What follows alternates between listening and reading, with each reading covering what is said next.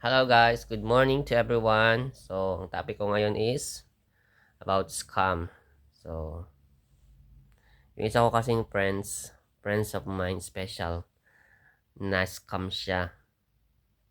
So, in-order niya to last December kasi may mga sale.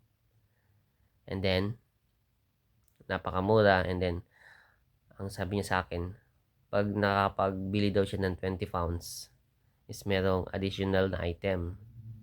So, sasabihin ko yung site, Habituor. So, be careful in the habitual. Scam talaga siya. Legit 1,000% na scam. So, ayun. Next site siya kasi napakamura. Pumili siya ng magandang jacket. Ayan. And then, after that, yung tinignan niya ngayon yung cellphone niya, na-deliver na daw. Tapos, hindi pa naman na-deliver. Never silang tumawag. So, yung pag-check niya sa review, hindi lang pala siya na-scam. Napakadaming na-scam.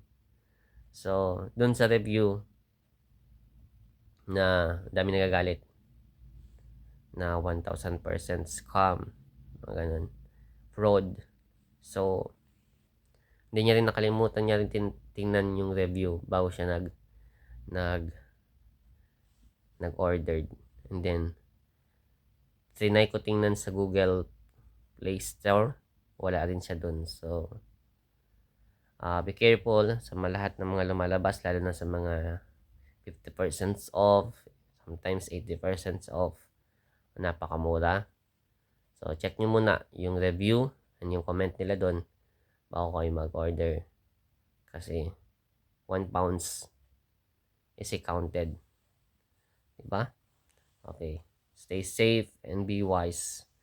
Okay. God bless.